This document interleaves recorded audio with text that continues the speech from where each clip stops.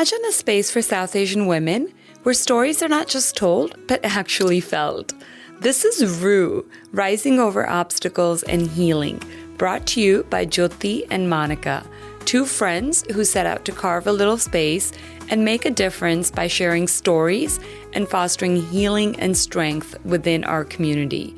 We invite you to listen and reflect, finding your own path one story at a time. And just for sticking around, there's a golden biscuit at the end of each episode. In the South Asian culture, the concept of izzat or honor is everything. It's the bedrock of family and community. But what happens when preserving that honor means sacrificing your own truth and happiness? For generations, the fear of losing face, of bringing shame to the family, has been the ultimate motivator. The phrase "log ki kahenge" or "log kya kahenge" isn't just a saying. It's an unspoken rule book that governs our lives. Today, my guest will share her story of challenging that rule book and finding freedom on the other side. It takes a lot of courage to be able to share something that's very vulnerable. And I'm so proud of her for coming on and sharing her story because I think it is going to help a lot of people. So welcome to the show, Manu. I'm honored that you chose to come on and to share your story, knowing that it's going to expose parts of your life that you may have not exposed in the past, but also doing it for the fact that it's going to help others. So I commend you for this effort, and I'm truly honored to be able to talk to you and for you to share your story. Thank you so much for having me. I'm super grateful that you created a platform for all of us brown women. You are the first person in our family to start a podcast in which we can be our true self and share our healing journey. So I'm very proud of you for that, and thank you for having me. Well, thank you. So let's get started. Tell us a little bit about what your family dynamic was like growing up. So my name is Manu. I am 29 years old. I'm almost 30, guys. Young, very young. I was born in the US. I was raised in India. All of my schooling, my college, everything was in India. And now I am married and I have a little baby girl. She's 3 years old. That's more about myself. I wanted to share my story, not to blame, but to shed light on how toxic family dynamics can shape our mental health and how healing is possible through that. Mm-hmm. So tell us a little bit about, the relationship that your parents had. I guess I kind of want to know what the family dynamic was like when you were growing up. So growing up, I constantly watched my parents, argue, fight. There was just a lot of, silence. It was because, they were trying to keep their marriage because, we were 4 siblings. They had 4 kids. So both of them thought there's just no way out of this marriage now. So they just tried to keep it going. And that was a lot of trauma for us kids because we had to see them argue and fight every single day. What did the fight stem from? It's mainly just like the little things. They weren't compatible with each other. They were just 2 different people with 2 different mindsets, and every little thing that, mom wouldn't like about dad and dad wouldn't like about mom would just trigger them, and it would just turn into like a fight, and it was constant, it was just an ongoing thing in our household. So I'm guessing that this was an arranged marriage that they had? Yes, it was an arranged marriage. And you feel like they were just never compatible to begin with, like just 2 very different people who should have never gotten married. Yeah, that's how I feel. I feel like even though they loved us, they were not in love with each other. Mm-hmm. It turned out to be an emotionally unsafe environment for us kids to be living with the both of them. Yeah. So you were witnessing them fighting and saying all kinds of hurtful things to each other. And I can only imagine what that would feel like as a child, because I think a lot of times we tend to think it's our fault. Because sometimes the arguing could be about other issues that they have going on as adults. But to a child, we don't typically understand all of the issues. So we just think it's our fault. Did you feel that way? Sometimes I did feel that way because, growing up, like I feel like if they didn't have us, they would have, separated or got a divorce, but they wanted to stay together because of us. So sometimes it did feel like it is our fault. Like all of us siblings, we kind of felt that, they might have stayed together because of us. Mm-hmm. You mentioned that you ultimately, like, you grew up in India. So you just moved to India? Well, they were going through a rough divorce, and it was really, really hard for them to take care of us at that time. So they Mm-hmm. decided to send us to my grandmother, who's back in India. And we have Mm-hmm. all my aunts live there, like my dad's whole family lives there.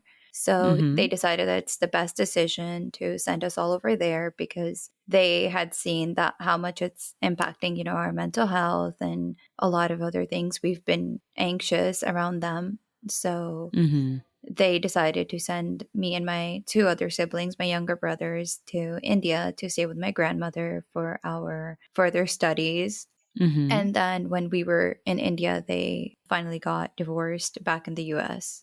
Okay. So things got to the point that eventually they just kind of just couldn't do it anymore. And regardless of what people would say, they just decided like it was best to part ways. Yeah. Do you ever wish that that understanding had come through sooner? I think yes. I wish they understood that before having all four of us. Or, I love my siblings. I love all of them. But I think that's very important for them.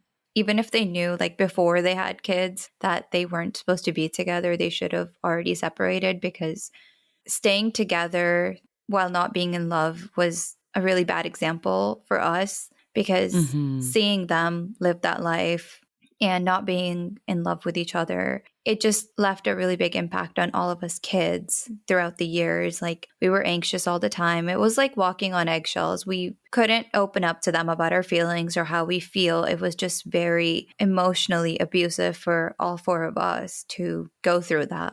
Yeah. So what was it like when you went to India? Because I mean, you're born and raised in the US and then all of a sudden you're in India. So what was that like? That was really, really hard for me. I feel Mm-hmm. like when I was there, everything was so different than the US. And Mm-hmm. obviously, it's very different because now you don't have your parents, Yeah. and Yeah. they're so far away. You can't really tell them, hey, this is what I want or this is what I need in school. Yeah, like my grandmother, she was always there for us. She took care of us. But there was such a big generational gap there that, Yeah. I needed my parents. Well, there's And a generational gap, but then there's also a cultural gap yeah, because, how old were you when you moved to India? I think I was like 10 years old. Yeah. So, I mean, by 10, you've grown up in this country, you're accustomed to the way things work here. And then all of a sudden, you're in another country. And even though, yeah, that's where we come from, that's our culture, but it's very different. Yeah. So, what was it like even just going to school? Like, what was your first day of school like? First day of school, honestly, was so different because in the US, going to school, growing up here, speaking English, it was just so different. I remember everything was really hard. I couldn't understand Hindi. I couldn't understand Punjabi. I couldn't read Punjabi. Like, I had to take extra classes after school just to understand Punjabi. So Okay. I just felt like, oh my God, this is on top of learning Punjabi, I also had to learn Hindi because in Punjab, like that's also a main language. Yeah. So it Yeah. was just really hard to, Learn these yeah, languages. learn these languages. And over there, nobody spoke a lot of English. It was mainly Hindi in school. So I'm like, I don't even know how to communicate with everybody because I'm speaking English and everybody here is either speaking Hindi or Punjabi. So, how long did it take to kind of get acclimated? Honestly, it took me a long time. It took me a couple years the first 2 years were really hard. And then when I learned the languages and I learned how to speak Punjabi and Hindi fluently, it just got easier. But the cultural Mm. difference was still there, where in the US, where all the boys and girls can sit wherever they want in class, Yeah. when you go to India, it's the girls have their own side and the boys have their own side. sitting in class. Like, it was just so different. I'm like, what is this? Why can't we all just sit together? This is so Yeah. different. Yeah, it is different. But I'm just imagining a 10-year-old girl. You're in another country. Your parents are not there. You're thrown into this school and you don't have friends yet. And, you're learning these languages. Like, what did you do to cope with all of that? I think honestly, I just kept trying to blend in with everybody. I had a Mm-hmm. lot of friends, because everybody was like, oh, they're from the US. So at one point, it was a lot Yeah. about popularity. Like, everybody wanted to be friends with me. But it wasn't Mm-hmm. So like, you had oh, that going. yeah. So, when it was same for my brothers, like when we went to school and everything, it's like, oh my God, they're from the US. So everybody eventually wanted to be friends. We Mm-hmm. had that popularity, but I wanted real friends. Like, I wanted somebody that I can Yeah. tell, hey, this is what's going on in my life. This is what's going on in my parents' life. That's why I'm here. But you couldn't really tell them when they were like, oh, why are you here from the US? It was just the first question everybody asked me, like, why did you leave the US to be here?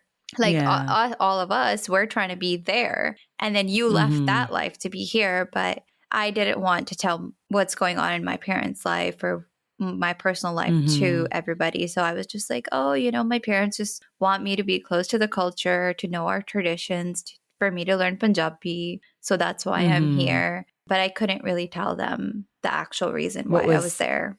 okay? So since you couldn't be 100% like honest or upfront with like the friends that you were making, did you have any kind of outlet where you felt like you could share your feelings and just, let it all out? I did not, honestly. I did not have that with anybody over there. There was no such thing as like therapy or anything back in India. Mm-hmm. And there was none of my friends, honestly, understood me.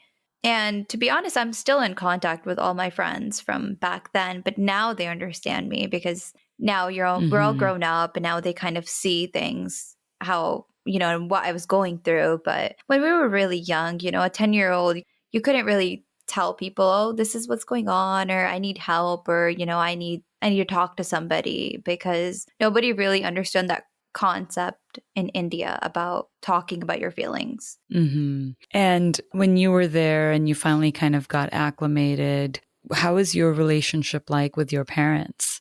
Well, with my parents, when I was back in India, we would, they would call us a couple times a week just to make sure we're okay, because they were definitely going through their own A rough things. time. Yeah. Yeah. So they weren't really there. They were like, oh, the grandma's taking care of them. That's fine. They would just send her the money and just tell her to buy all the things that we need for school, and everything that we need, they were providing for us. But Mm-hmm. they were never really like, oh, how are you doing? Or, all those conversations that your parents should be having with you when you're about to be a teenager about all Yeah. different kinds of things. And obviously, my grandmother, she didn't know how to have those conversations because she's never had those conversations with her daughters or her sons. So it was just, you're kind of just there. You just got to figure it out on your own. So that's kind of what I was thrown into growing up. Yeah, because when you're like a preteen or even a teenager, there's just a barrage of emotions going through you. Your hormones are going Yeah. crazy and there's nobody there to really like hold your hand. So you sort of figured it all out on your own? Or did you have like friends that you talked to?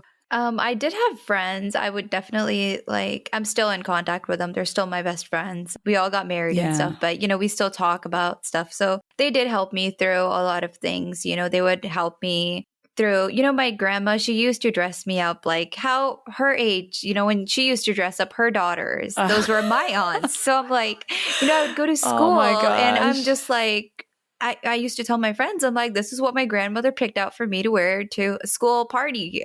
But I would be so Yeah. embarrassed. I'm like, I'm not wearing this. And I would throw a huge fit at the house. I'm like, I'm not wearing this. Mm-hmm. So I would tell her I'm going to take you shopping with my friends so we can pick out an outfit for me. That's like appropriate. Yeah, that's appropriate. And Yeah. then I want my hairstyle to be this way or this way. So, my grandma, she couldn't do a lot of hairstyles on me. So when Yeah. I Yeah. would go to school, all my friends would have like these really cool hairstyles. And I'm like, oh my God, like I wish, my mom was here so she could do these hairstyles on me. Mm-hmm. And, I felt very left out when those types of situations would happen. And my grandma did her best. Like, I wouldn't say that she didn't do her best. She did amazing, but there was just Mm-hmm. such a big cultural and generational gap. It was just really hard to explain some things to her. Like, I couldn't tell her, hey, I want to go get my eyebrows done because I just want to get my eyebrows done because all my friends have their Yeah. eyebrows done. So she would just look at me. She's like, I never got my eyebrows done my whole entire life. And I'm just looking at her like, Oh my God. I'm like, okay, I get that. But like, I want to get my eyebrows done.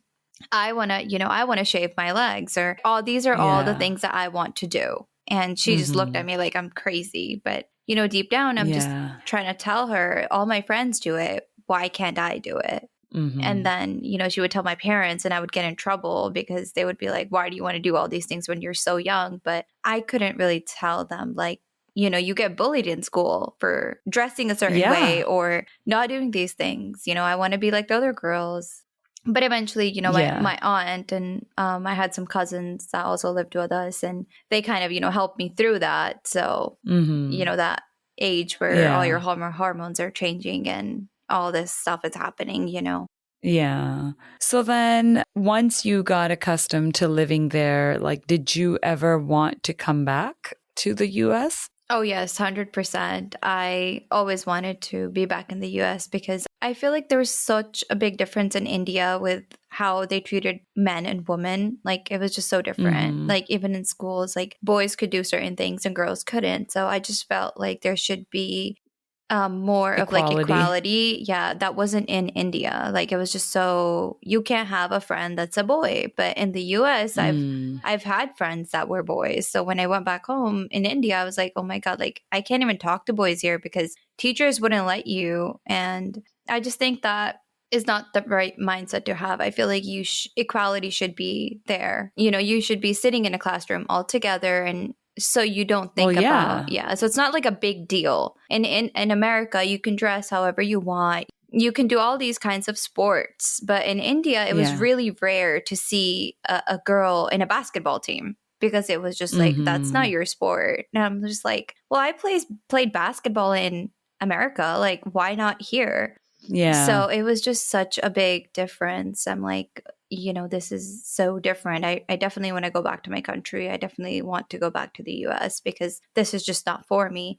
Even today, like my husband, like when he says, oh, maybe we'll move back to India with our kid if we want to. And I'm like, no, that's not what I want to do. I don't want to move back to India because I just feel like I belong in America. Well, also, I feel like when you prohibit boys from talking to girls or vice versa, it only makes you want to do it more. Oh, yeah. Yeah. Because then it becomes like, well, what's the big deal? Whatever is prohibited so strongly, as a kid, you want to do that more because you want to find out, like, well, why not? What's going on? What'll happen? You know? And that's where, like, here in the US, it's not a big deal if you're talking to a boy or you're friends with a boy because it's pure. It's just, it's human nature. So you always wanted to come back to the US. And at that point, what was your relationship like with your mom and dad? At that point, my parents were, already divorced. So I was under the care of my dad. Okay. So I really didn't have any contact with my mom for at least, I would say 10 to 15 years. So we had no contact at all. I actually just started talking to her like a year ago. So it's been hard. It's been rough. It still is rough because there was such a gap in all those years. And, our parents have definitely put us through a lot, I would say. A lot of anxiety, a lot of silence, and not feeling safe to say our feelings out loud. That basically comes from my mom and dad and how they were. So I'm still trying to heal from that. So it's definitely been tough, but I haven't talked to her in 15 years, and I just started talking to her like a year ago. So. And what was the reason that you stopped talking to her? Basically, since we were under care of our dad back home, my grandma, and nobody really talked to my mom. After the Mm-hmm. divorce, they all kind of cut connections with my mom. So Mm-hmm. there was really no way of me talking to my mother because I didn't have a cell phone. I Mm-hmm. didn't have my first cell phone until I was like 18 years old. So there Oh, was wow. really no Okay. way. Yeah, there was really no Yeah. way of talking to her or, being connected with Yeah. her or trying to know her side of the story at all. And did you want to get in touch with her at that time? No, I did not want to get in touch with her just because, I really loved my dad and I thought that she was the wrong one. I was a kid. I really didn't know what's going on. I would just hear things from my dad's side. And obviously, they're going to support my dad and say that he was Mm-hmm. right and, mom was wrong. So at that Mm-hmm. point, I started to hate her. And I just really wanted to have nothing to do with her and, not be connected to her at all. So, yeah, I did not want to talk to her at that time. But growing up now, I've started to listen to her side of the story. And I feel like it was both of them were at fault.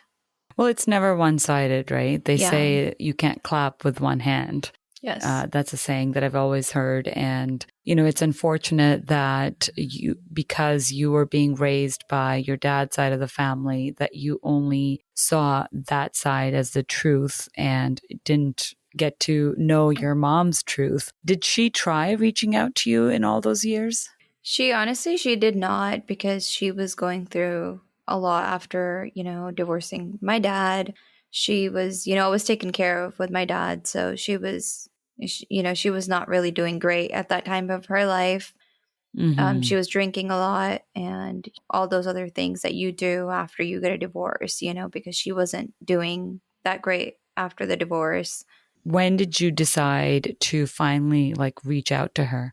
So she actually was the one who reached out to my brother that, she wants to reconnect or she wants me to talk to her. So after I had my daughter, I kind of realized what motherhood is. And, Mm-hmm.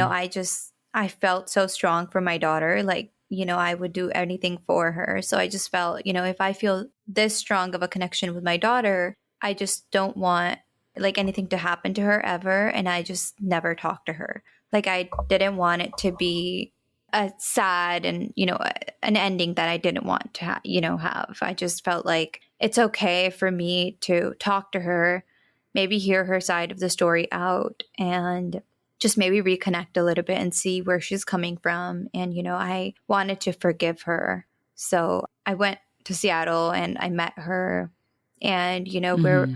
we're trying to work on the relationship now, but I think there's a lot of damage that has been done emotionally that there's no recovering from it. There's just healing and it's going to take a long time to heal from that. I mean, it's not easy when you grow up around a toxic environment and then you are shipped to another country. So then you have all kinds of abandonment issues. Did Mhm. you ever feel like, my parents just abandoned me and I have nobody in my life to really take care of me? Yes, I definitely had those abandonment issues with them. And I feel like I still carry them into my relationships till now because I'm still not, Mm-hmm. I still haven't been able to fully heal or recover from all of that.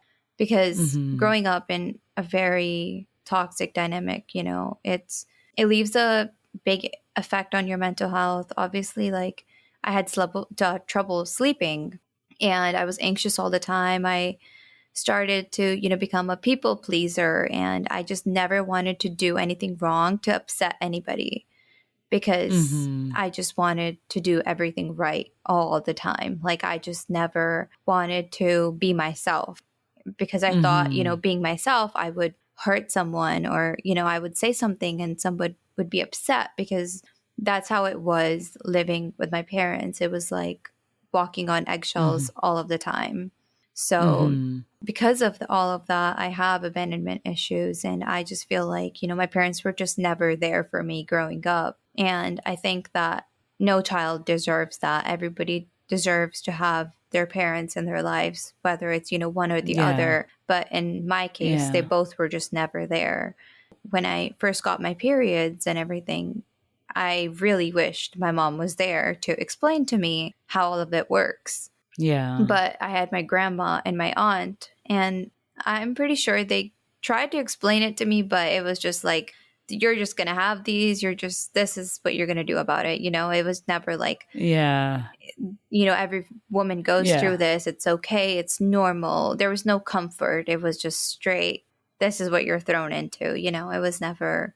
So I felt like there were so many times in my life where I definitely needed one of them, especially growing up when I was going through all these like feelings and emotions and physical changes in my body.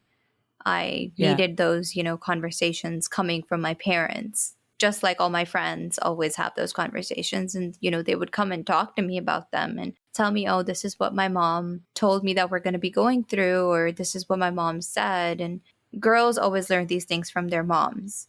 So Yeah. all my friends would always come up to me and, talk about what their moms. So I kind of learned with my friends about these things Mm-hmm. way before my grandma could even talk to me about those things. Yeah. So definitely the abandonment issues were there because I just felt like I had no one. And I wish that they were there for those conversations and those most important conversations of my life. Yeah, no, definitely. So when did you decide to move back to the US? Was it your decision or was it a decision that was made for you? That was my decision because I had like a 10-year visa expiration that I had to come back. So I was like, okay, like I'm just going to go back there. So I had a couple cousins and like friends in Michigan. So I came back to them and, I Mm-hmm. started working and I started to take a couple classes in college, but then going to college, I was like, this is just really hard. Like, I can't do this. So Mm-hmm. I dropped out real quick. I was like, this is just not going to work because it's just really hard.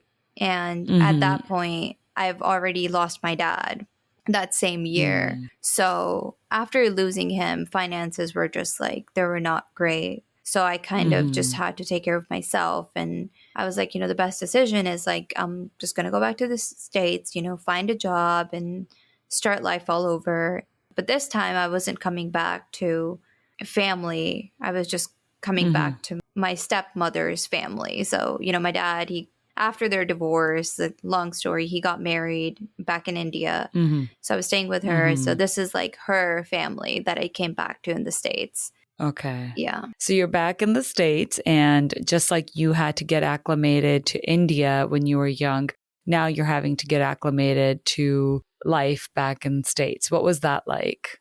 Honestly, when I came back to the US, it was really hard because starting over is, now without your dad, like he was the one who was taking care of me all these years financially and everything. So starting Mm-hmm. over on my own, it was very hard. But I definitely loved coming back. I was like, okay, I have a bit more freedom, independence now. I can go out and work. Whereas in India, that wasn't the case. You can't really be 18 years old and go find a great job and start working and be dependent and get your own car. Like it was really different back home, right? So I Mm-hmm. I was really happy to be back. And then, I made a lot of friends. I connected with great people and, I Mm-hmm. built a really nice friend circle for myself. And, friends kind of just became my family at that point for like 4 years that I was living in Michigan. It was amazing to be back. It was very, very different. It was definitely difficult because I kind of had forgotten my accent a little bit of like, the American accent. Like I just forgot how to speak Yeah. English the right way. So my friends would correct me. They're like, oh, it's okay. Don't worry. But this is how you say this. And I'm like, oh, okay, great. Perfect. Now I know. So it was a Mm-hmm. little Mm-hmm. hard, but I love that I made that decision for myself and then I moved here and I started over. No regrets for that decision at all. And so then eventually you met your husband and you got married. Yes, yes. And yeah, we met in Michigan. Okay. Yeah. And how do you feel like having gone through all of this, your childhood, your adolescence, and then your early adulthood in Michigan? How do you feel all of this like plays a part into your relationship now with your family? I think that I've learned a lot from my childhood. And one thing I've definitely learned is that you don't get to choose the family you're born into, but you definitely get to create the one that you want to build for yourself, right? So I Mm-hmm. always, if there's anything wrong, if between my mother-in-law or me or anybody, right? I always like to talk to them about it. I don't like to just keep Mm-hmm. it inside myself, because I feel like the more you just keep it inside yourself, the other person is just never going to know. So I feel Yeah. like the biggest thing that I took from my old life is like, share your feelings, talk to people, Mm-hmm. go to therapy, accept that you're not doing okay. Like, you just need to talk to somebody. You don't have to go to therapy. You can always go to somebody that is understanding you and you have a great connection with, and just talk to them. Let them know how you're Mm-hmm. feeling, and just have a positive mindset, because coming from all of that trauma, and I carried all of that trauma and anxiety, and my husband, like, he still helps me heal through those things. Like, if he slams the door too hard in the house, like, I'm just like, what's wrong? Like, did I say something? Did I Mm-hmm. do something? I'm just trying to figure out if I did something wrong. But he always tells me, he's like, it's just a normal thing. Like, I'm sorry if I just slammed the door a Yeah. little too hard. Yeah. Like, there's nothing wrong with me. So I got very lucky with my in-laws. They're like an amazing family. My husband comes from like a big joint family. So everyone's Mm-hmm. amazing. His family, his side of the family, has never really gone through anything like this, or nobody has ever seen like a divorce in a family or anything like that happening in their side of the Mm-hmm. family. So they were really understanding, like, from my, everything that I came from. So Yeah. And it's nice to have that, right? yeah. And I love what you said about sharing your feelings, because personally, I think silence is the worst. Yes. You know, Yes. when you get that silent treatment, you drive yourself crazy Mhm. wondering, like, okay, like, what did I do? What happened? What's the issue? I love how you've used your childhood, what happened in your childhood, to know, to have the self reflection, to know that that's not the life you want for yourself, and to know that, you want to be better and you want to do better, not only for yourself, but for your child, for your husband, for your family. And that's very admirable. I like that, talking about if you're feeling some type of way, rather than letting it fester inside, actually talking to the person and explaining what you're feeling, because a lot of times we tend to avoid doing so and we'll give the silent treatment, which in my opinion is the absolute worst. Yeah. Because then you're constantly wondering, like, what did I do? Why is this person upset? And it takes more of an emotional toll than to just sit down with the person and just say, listen, this is how I'm feeling. Maybe you can help me. Maybe it's some sort of a misunderstanding. How can we clear this up? I just feel like that's a better way to go about it. But, we haven't had that as an example growing up, because our parents never sat down and talked like this, Yeah. It's same in our household. There was no safe space to sit down and have a conversation, like a normal conversation about how you're feeling. Going on in my life with my daughter, I just feel like it's an opportunity for me to relive my childhood through her. So I'm going to use Yeah. those things when she's to a point where she wants to sit down and have a conversation with me. I'm going to let her speak out her heart and like whatever she wants to talk to, so we can figure something out together and just be there for her, because I feel like it's very important to talk about your feelings, because the more silent you get, I think it makes you very anxious, and it starts to become a part of your personality. But it shouldn't. You should just Yeah. talk about how you feel, and even go to therapy. I highly recommend that, because it's helped me. Oh, for sure. I would 100%. I think therapy is very helpful. I think we need to remove the stigma that exists for people that get therapy, because, a lot of times you'll find that people in our culture will say, well, you have a great family. You have, a beautiful home. What do you need therapy for? Yeah. It's like they don't understand that you could have everything on the outside, but inside what you're dealing with, only you know that. Yeah. And everything could look perfect to an outsider, Yeah. but you are the judge of what you need. And, if you are holding on to things, trauma, or just feelings that you don't know how to deal with, therapy is highly recommended. And Yes. it's important. I personally think it's necessary. And as I'm thinking about this, sometimes it's difficult for us to break that cycle because, I was just thinking about how sometimes I catch myself wanting to give the silent treatment to my kids Mm-hmm. Yeah. because growing up, not that it happened all the time, but occasionally we would get the silent treatment and we would just know, okay, mom's really mad right now, And sometimes I find myself wanting to do that, but I just haven't, Yeah. But it's You like just have to very stop easy. yourself and you have to remind yourself that, you don't want to do that to your kids. Exactly. Because it's so easy. We tell ourselves like, we're not going to do this. We're not going to do what our parents did. But then as you get older, you find yourself falling into their habits. You do. So I think being self-aware and understanding and then stopping yourself, is important. Yeah. To add on to what you just said, if my daughter does something wrong, sometimes I just want to yell on the top of my lungs but I stop myself. I tell myself no, because that's exactly what my parents did.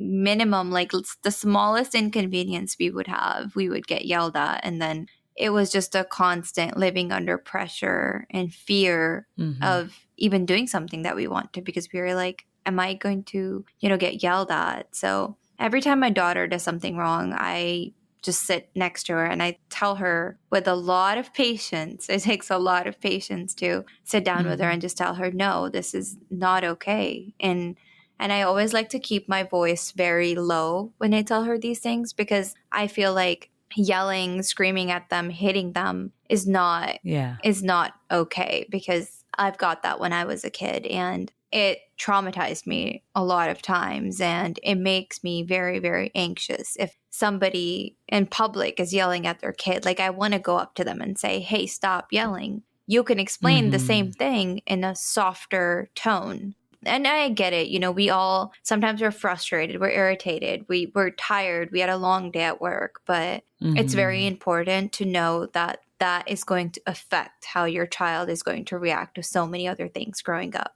Yeah, absolutely. You're 100% right. I think, sometimes it's very easy to get caught up in the moment, but you're right. We have to take a step back. And when we catch ourselves getting worked up, perhaps it's important to just take a deep breath, count to 10, and then talk to your child in a much gentler, calmer tone. I'm saying this to you and I have to do it myself because...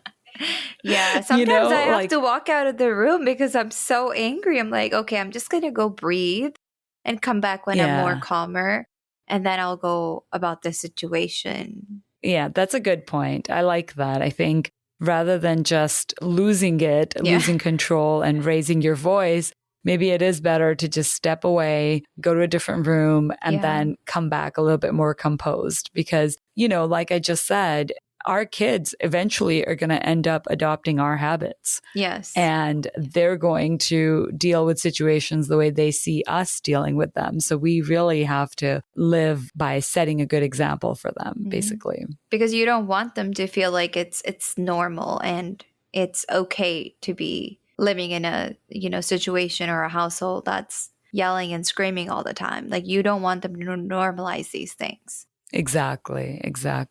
So having had the experience that you have, going through what you went through, how do you feel about where you are in life right now? I feel very happy where I'm at in life right now. I'm very proud of myself because I chose to, rise above all those circumstances that I was put through. But I still chose to find my way around it and, just be a good person, be kind, be gentle, and, break the cycle of just a toxic marriage and, a bad dynamic. Like, I don't want my family to feel like it's not safe at the house, or I definitely feel like my house is full of love and there's no fear. We can all be ourselves. We can all talk about how we're feeling emotionally, mentally. If we had a bad day, we can come home and say, hey, I just had a really bad day, and, just talk things out. And to be very honest, like to my mother-in-law, she lives with me. She'll know as soon as I walk in the door if I've had a good day or a bad day, because it's all on my face, you know? So it's Yeah. really nice to come home and talk to her about these things. Sometimes I just sit down and I tell her like, hey, I just had a really rough day, or just tell my husband like, you know, I just had a really bad day. So I think that where I am at in life right now is the family, you know, I've created, and the home that we live in. It's just full of love, and there's always like time to just talk about how you're feeling, and we sit down, we all have dinner together. I feel like that was what I wanted growing up as a kid, and I have, you know, successfully brought that in my family and the family that I have created. I'm so proud of you. I am so, so proud of you, because I know it is really easy to kind of become a victim in all of this, and to behave a certain way, and always having the excuse of your upbringing and what you went through as a child. Yet you chose to rise above that. You chose to not victimize yourself, but empower yourself and to create the life that you wanted, that you knew you were missing. That's remarkable. And I'm so, so glad that you shared this story, because I think this will give hope to many who may be going through something similar, to know that there is light at the end of the tunnel, that you can take control of your life, start out small, and just go from there. If you need therapy, get therapy. If you need to talk to someone that you trust,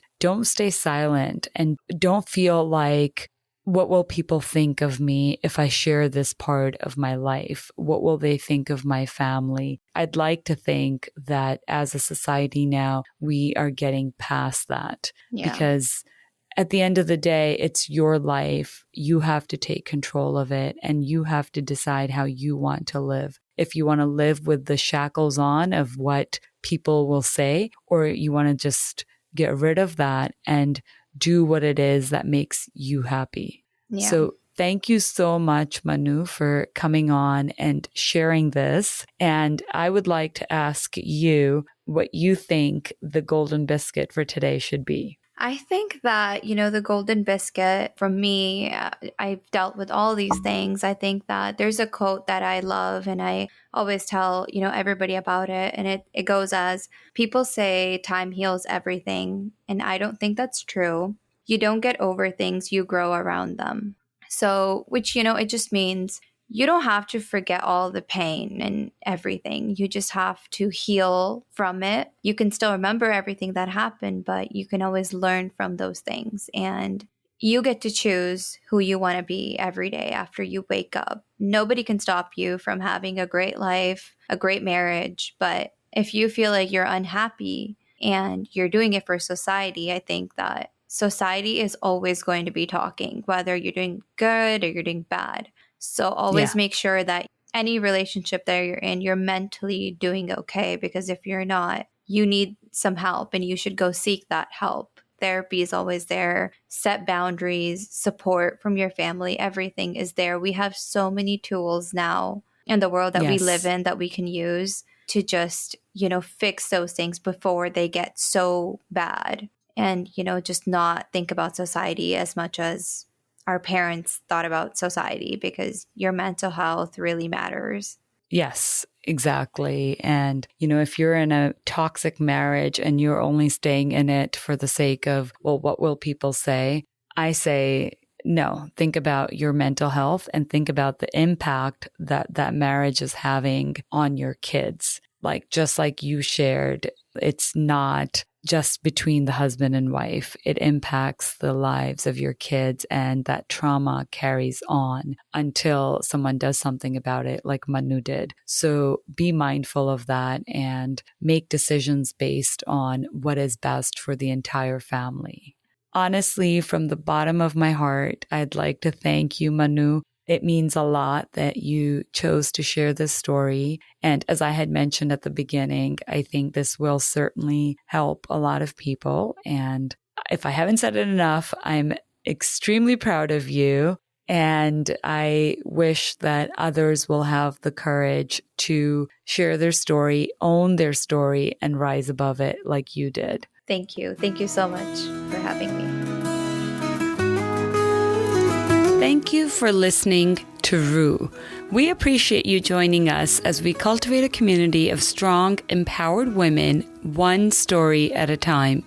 If you or someone you know has a story you'd like to share, please contact us at roohdaraz@gmail.com. That's ROOHDARAAZ@gmail.com. Also, do us a favor and please share this podcast with your sisters, your mom, your friends, aunties, your eyebrow lady, like any lady you know. You get the idea. Till next time, Kush raho, be well.